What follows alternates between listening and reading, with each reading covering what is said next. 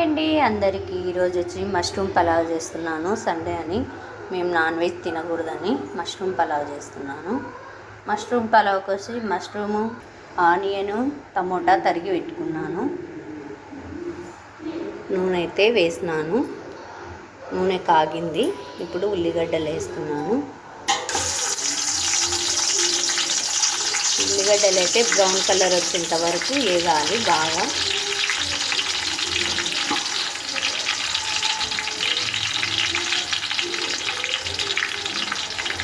ఉల్లిగడ్డలు అయితే brown colour వచ్చినాయండి, వేగినాయి.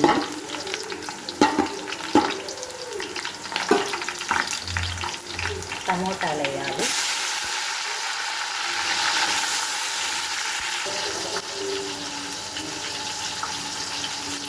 కొంచెం కరివేపాకు, తగినంత అల్లం పేస్టు. నేనైతే కేజీన్నర బియ్యానికి చేస్తున్నాను.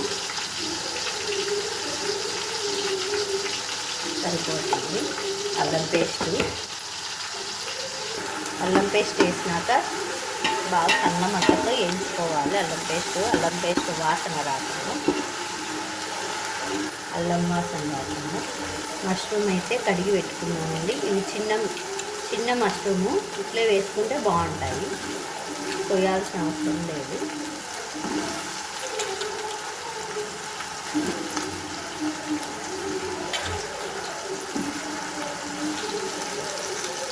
సన్న మంటతో బాగా వేయించుకోవాలి.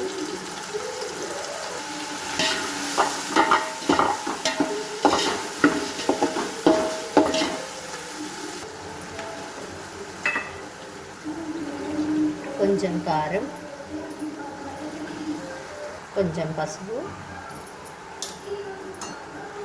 కొంచెం ధనియాల పొడి,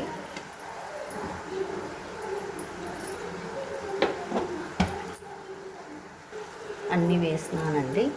బాగా కలుపుకోవాలి.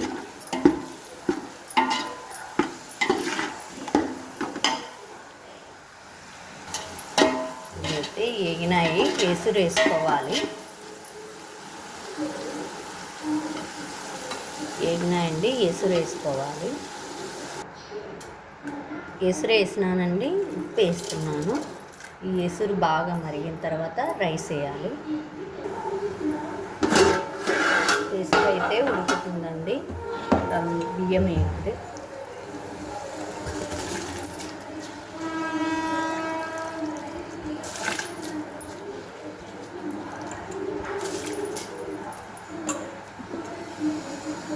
బియ్యం వేసిన తర్వాత ఒకసారి కలబెట్టి మూత వేసుకోవాలి.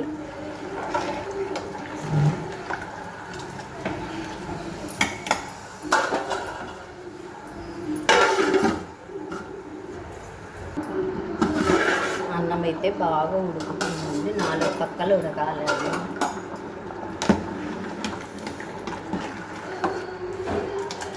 ఇంకా కొంచెం పడుతుంది.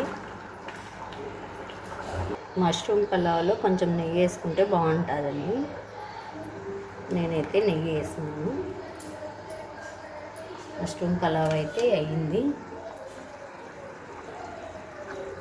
ఈరోజు మా ఇంట్లో లంచ్కి వచ్చి మష్రూమ్ పలావ్, మష్రూమ్ కర్రీ, పెరుగు చట్నీ. ఇవే అండి ఈరోజు మా ఇంట్లో లంచ్. మా వీడియో నచ్చితే లైక్ చేయండి, షేర్ చేయండి, కామెంట్ చేయండి, సబ్స్క్రైబ్ చేసుకోండి. బాయ్ అండి.